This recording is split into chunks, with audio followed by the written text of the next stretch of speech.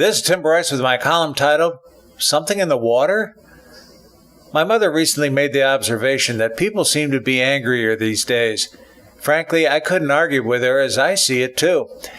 I would like to believe there's something in the water causing this, but I'm afraid it's a bit more complicated. I tend to believe it is primarily because we do not promote cooperation but stubborn independence instead. We see this on the road where people like to block traffic, cut in line, or do anything that suits their specific needs. We see this in public schools with a lack of discipline, lack of enforced dress codes, and lack of respect for teachers and others. Students are not being taught how to cooperate, other than in sports. Even then, there seems to be greater encouragement for individual achievement as opposed to team effort. However, I would remind people that every state high school athletic team championship I've ever seen is won by cooperation, not by individual effort. We see stubborn independence just about everywhere, including the politics of the corporate world, someone seeking petty notoriety in a nonprofit organization, or even in the supermarket where people clog the aisles to suit their personal needs with no concern whatsoever for others around them.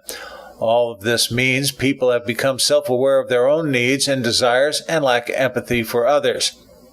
This reminds me, ever notice in the supermarket there always seems to be one person you cannot elude who constantly blocks your path?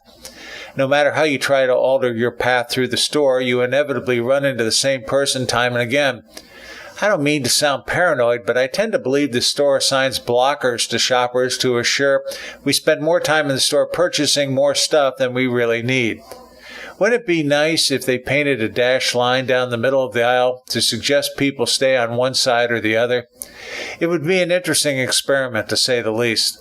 The second aspect of our anger deals with our dependency on technology.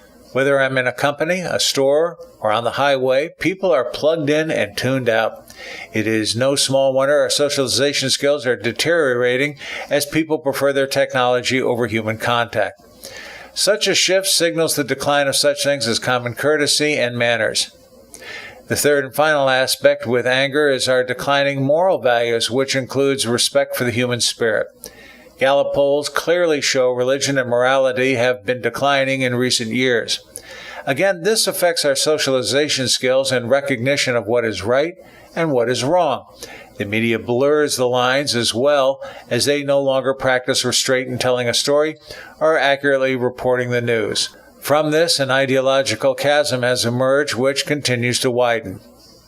My mother also made the observation that people seem to be making more mistakes these days. This is based on her shopping experiences either over the telephone or on the internet.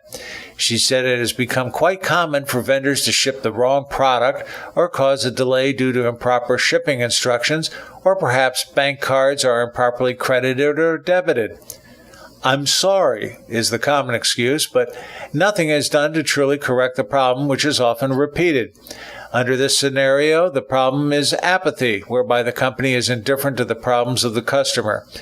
Even if you threaten to terminate business with a company, the general attitude is, "Well, okay," meaning they do not really care. Instead of fighting for your business, they just move on to someone else and the mistakes continue unabated. Is the anger issue related to mistakes? I cannot help but think it is for the same reasons mentioned earlier. People have become jaded in terms of socializing with others. The sad thing is, it is so unnecessary. If people would only become a little more sensitive to others around them, maybe we would start to wear a smile again. I don't know, maybe there is something in the water after all causing all of this. I hope it's not the fluoride. Come on, America, take a breath and loosen up. Friends, keep the faith. This is Tim Bryce in Palm Harbor, Florida. Follow me on the internet at timbryce.com.